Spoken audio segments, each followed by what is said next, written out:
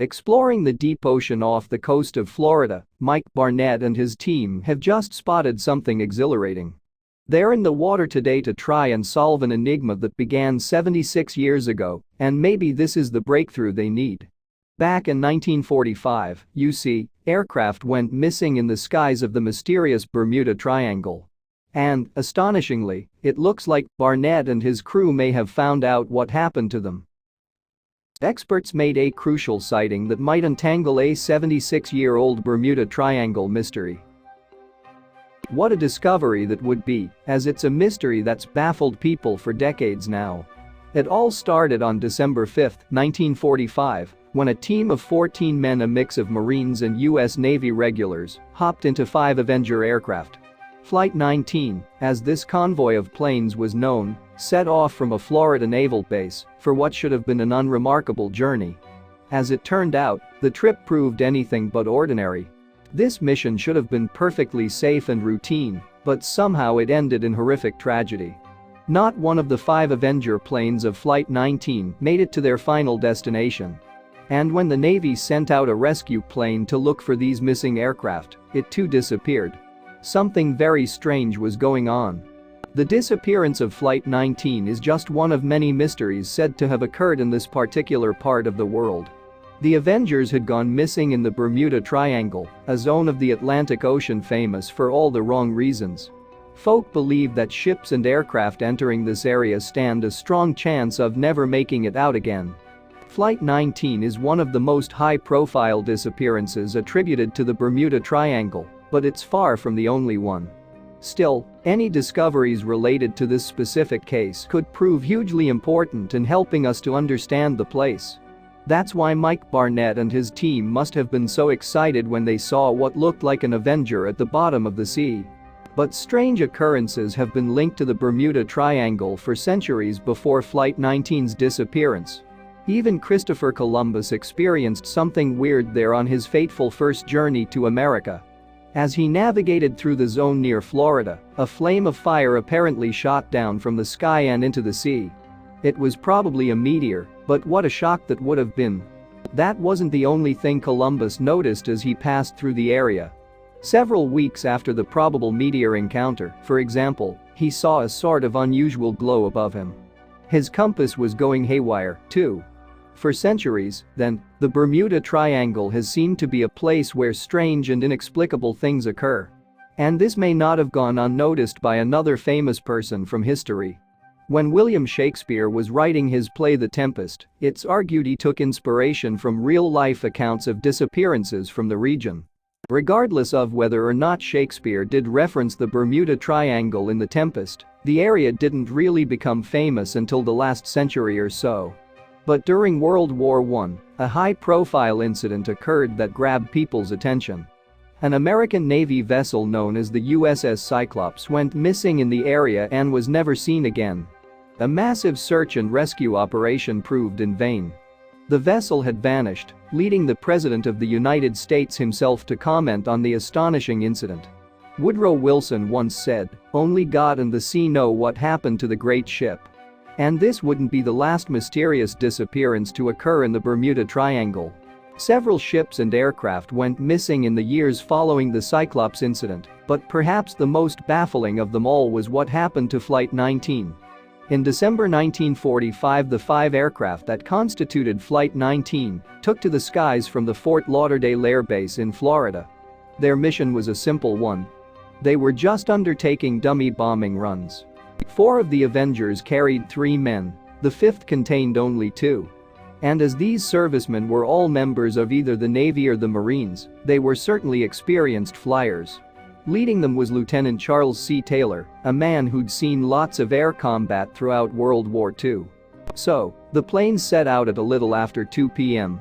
Their training mission was referred to as Navigation Problem Number 1, and it should have lasted for roughly 3 hours.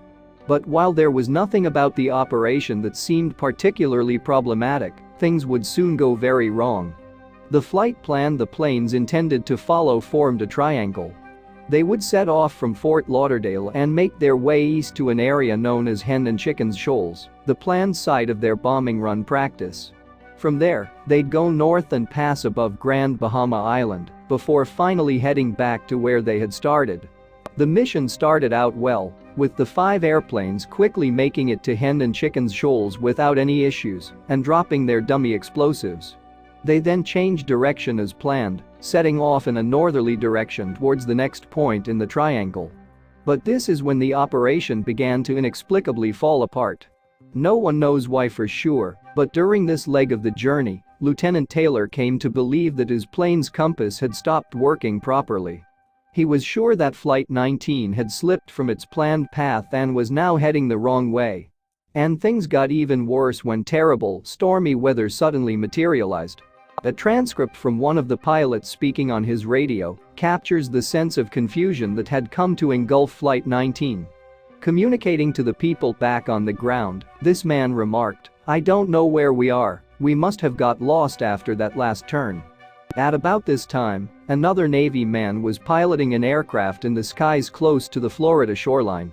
He was Lieutenant Robert F. Cox, who was the first person to receive Flight 19's distress transmissions. Cox quickly made contact with his colleagues on the ground to tell them what was going on. Meanwhile, Lieutenant Taylor was beginning to panic. His voice was becoming notably agitated as he communicated on his radio, saying, "Both my compasses are out, and I'm trying to find Fort Lauderdale, Florida. I'm over land, but it's broken. I'm sure I'm in the Keys, but I don't know how far down." The Keys, in this context, would have been a reference to the Florida Keys archipelago. The thing is, though, this really wouldn't have made any sense. The Keys were hundreds of miles away from where Flight 19 should have been, so how could they have ended up there so quickly? Taylor must have been seriously confused, which was rather understandable. He'd only recently been posted to Fort Lauderdale, so he wasn't too familiar with the region.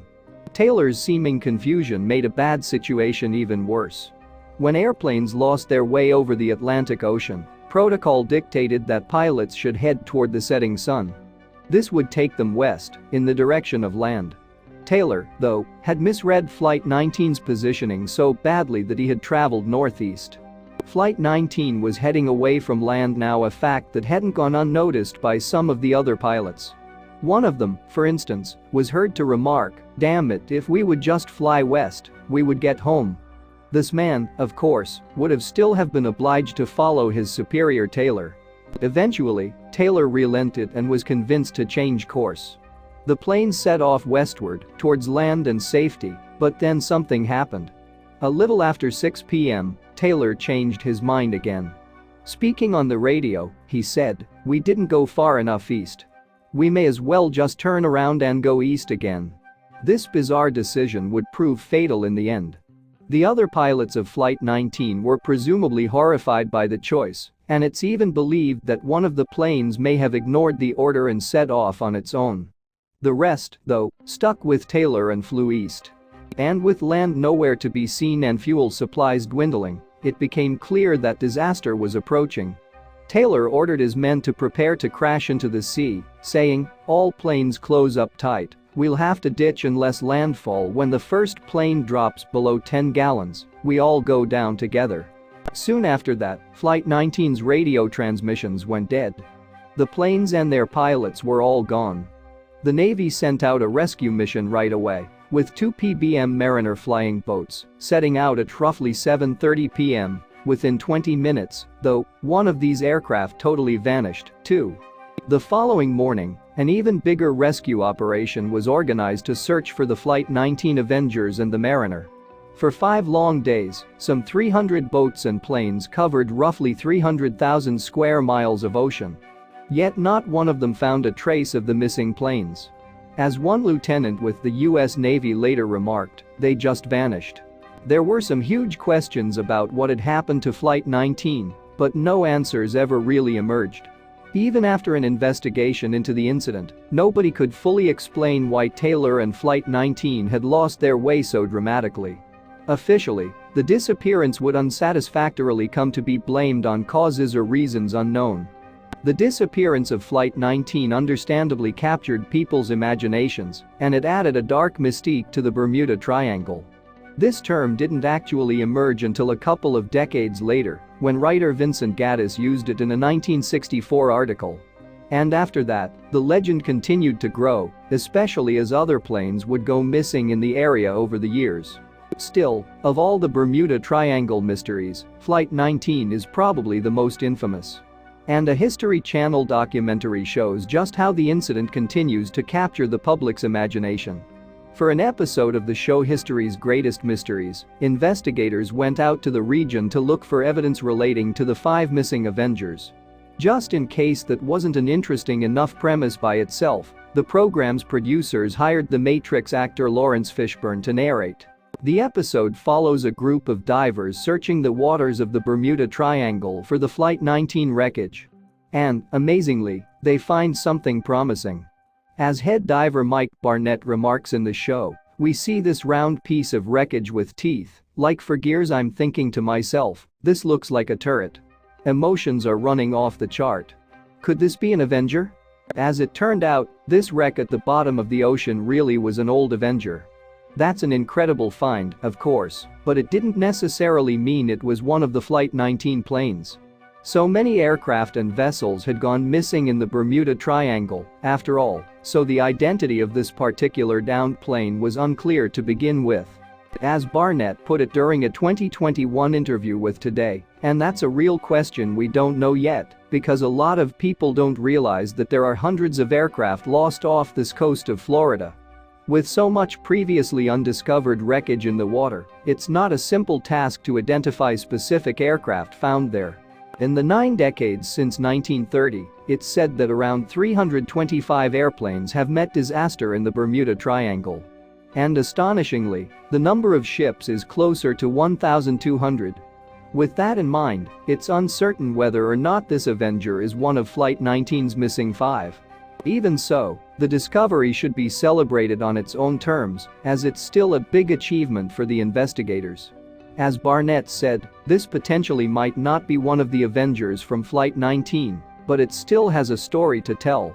And by knowing what this aircraft is, we know where Flight 19 isn't. The number of planes and ships to go missing in the Bermuda Triangle has led to some pretty outlandish theories about the area.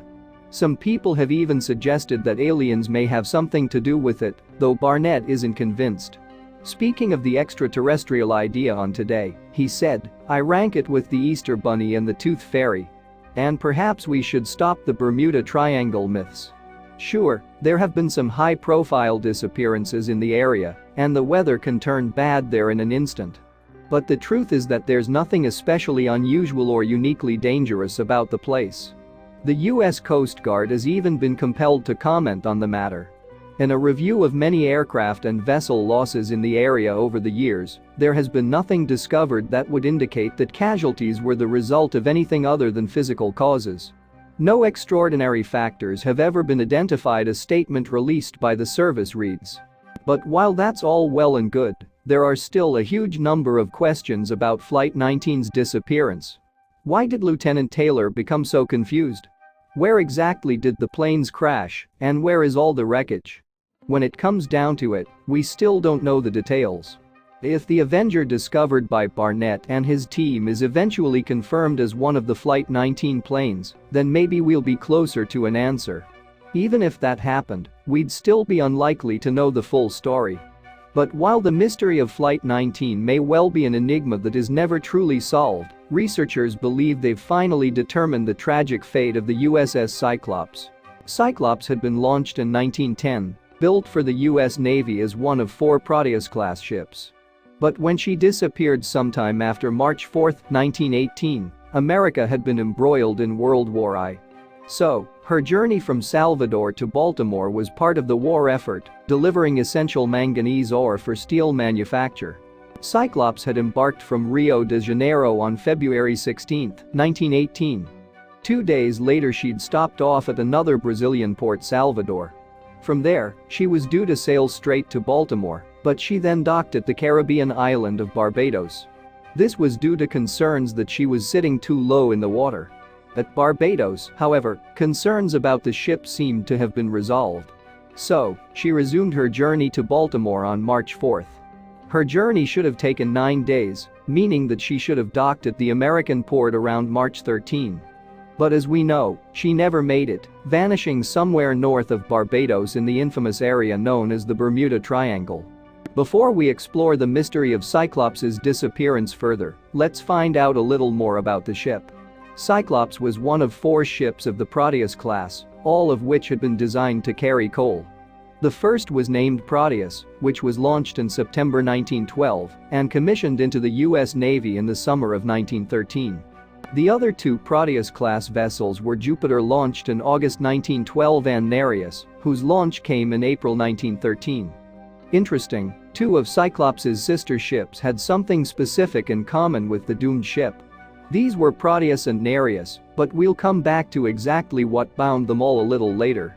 All 4 of the ships were named for characters from Greek or Roman mythology. Proteus was a god of the sea with the power of prophecy. Nereus was another god associated with the sea and, like Proteus, was able to foretell the future. Cyclops was a one-eyed monster who also figured in both Roman and Greek mythology. Jupiter was a god who was styled as king of all the ancient Roman deities. The reason the Navy commissioned these 4 huge colliers as well as another 8 in the 20th century was because of the dependence of much of its fleet on coal for power. The William Cramp and Sons shipyard in Philadelphia, Pennsylvania, built Cyclops. This yard had a long history of building large vessels dating back to 1830. Cyclops, which was launched on May 7, 1910, was a huge vessel. In a 2018 article, the Baltimore Sun harked back to the time of her launch. The paper noted that the press of the day described Cyclops as a floating coal mine and a monster collier. Given its 542-foot length and 65-foot width, it seems these elaborate terms were quite appropriate. Cyclops was built to carry up to 12,500 tons of coal. Yet even with that enormous load, her twin propellers could drive her through the sea at speeds of up to 15 knots. At the time of her launch, she was the largest and speediest collier sailing for the U.S. Navy. And the ship's enormous mechanical grabbers could apparently move a couple of tons of coal in one gigantic scoop. Service for Cyclops started in November 1910 when she went into operation with the Naval Auxiliary Service, Atlantic Fleet. Around this time, she sailed to the Baltic, where she supported Navy vessels. After arriving back in the U.S. at Norfolk, Virginia, she was assigned to cruise along the East Coast from Newport, Rhode Island, all the way south to the Caribbean. In 1914, American forces occupied the Mexican port city of Veracruz. This, ultimately, marked a low point in relations between the 2 countries. During this period, Cyclops provided fuel for the naval ships involved in the action. She was also pressed into service in the role of helping to evacuate those fleeing from the conflict. The next major event in Cyclops' career came in April 6, 1917, when the US went to war with Germany. Now that America was an active participant in World War I, Cyclops was brought into the U.S. Navy on May 1, 1917. Her first mission was to sail across the Atlantic to Saint-Nazaire, France, as part of a naval convoy. After serving there, she was back in the States by July 1917, operating along the country's east coast. Cyclops' East Coast service continued until January 9, 1918, whereupon she was transferred to the Naval Overseas Transportation Service. With this new outfit, she headed for the seas off Brazil, where she acted as a fueler for British Royal Navy ships patrolling in the South Atlantic. It was during these duties that the vessel made her final fateful journey. The collier had set off from Norfolk on January 8, 1918, bound for Rio de Janeiro. She was loaded with coal weighing 9,960 tons. This was earmarked to fuel the Royal Navy ships in the South Atlantic. Cyclops arrived at her Brazilian destination on January 28. Having unloaded the coal, she was now given a new cargo for her return to the U.S. This load for transport to America comprised 11,000 tons of manganese ore, which was vital for the production of much-needed steel for America's war effort.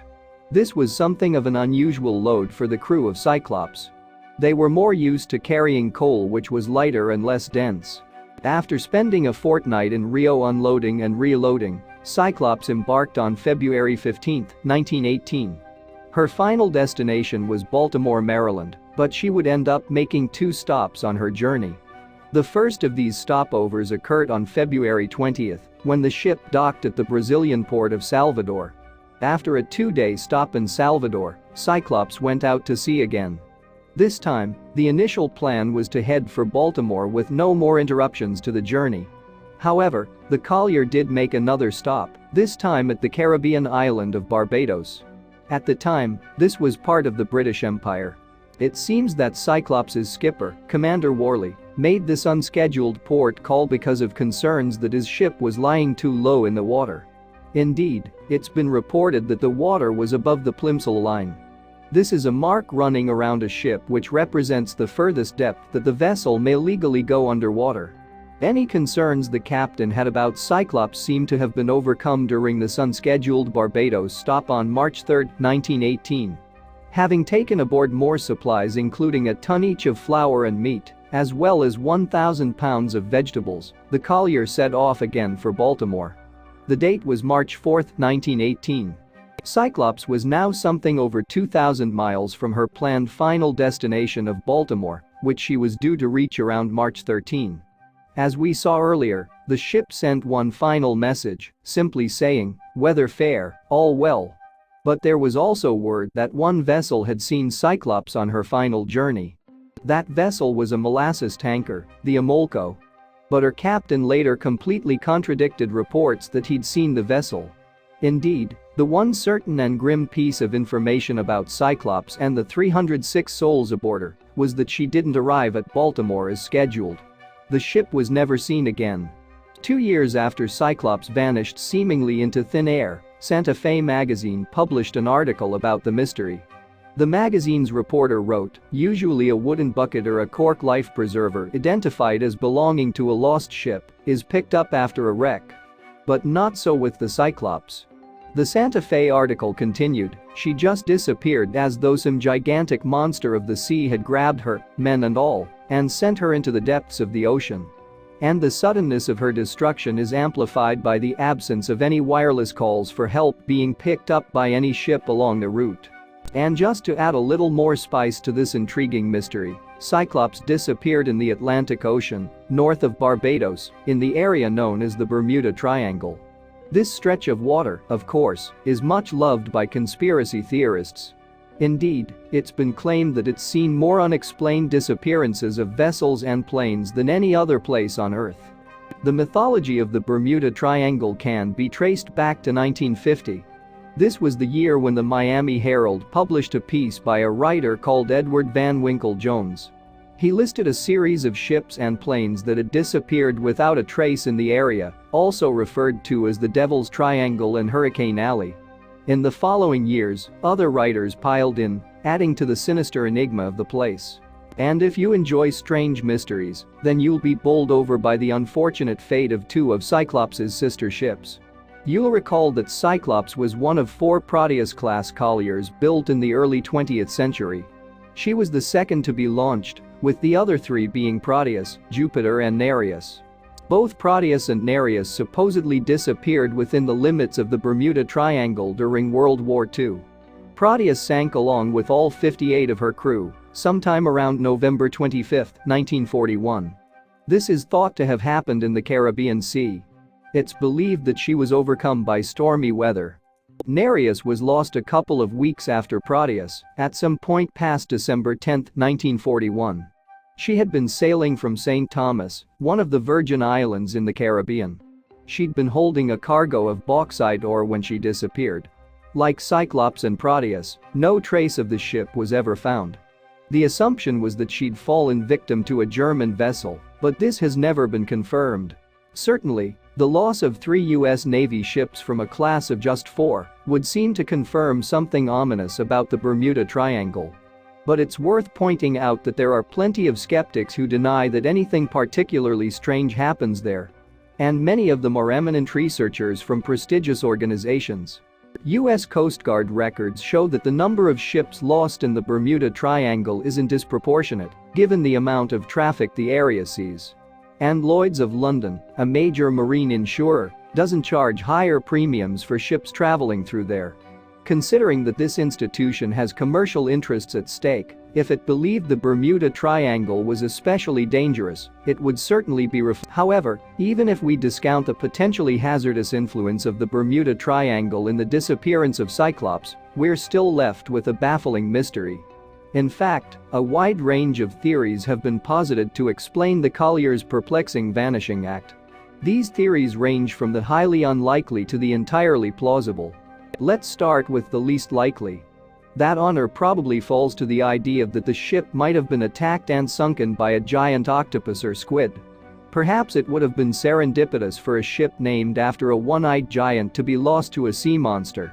But common sense surely dictates that we dismiss the intervention of an angry cephalopod as a theory. Next, we can turn to the Cyclops' captain, Lieutenant Commander George W. Worley. Enquiries about him by the Office of Naval Intelligence uncovered a distinctly murky past.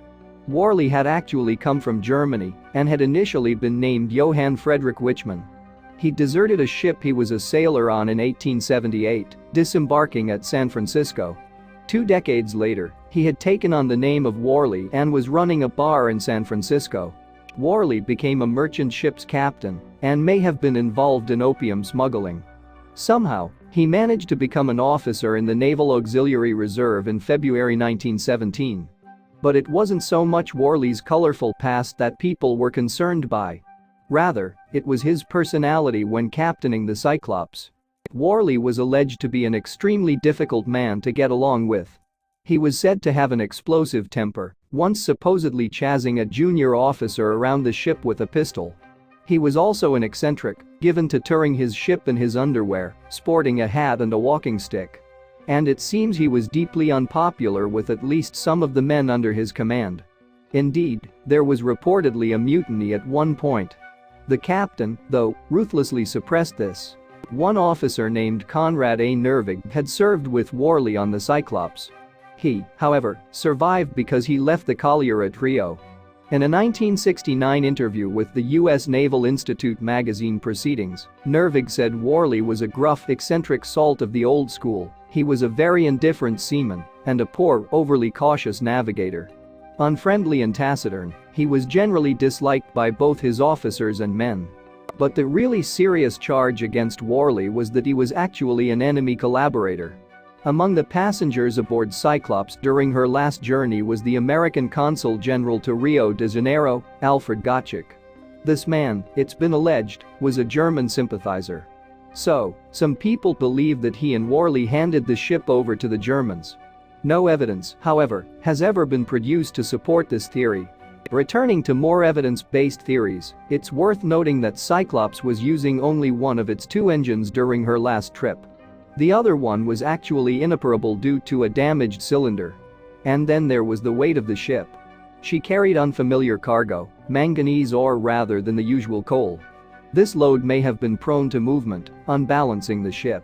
A 2018 documentary on British TV station Channel 5 drew all the threads together. One contributor, Jeffrey Poole, a Miami Sea pilot, gave his take on the Cyclops sinking. Poole said, "I mean, it would be pretty scary as a mariner to be on a ship listing that much, that frequently. You could take water over the side of the ship if it's listing that much, and it could also lead to cargo moving. So, Cyclops likely sank due to a fatal confluence of negative factors." Thanks for watching, and don't forget to like and subscribe.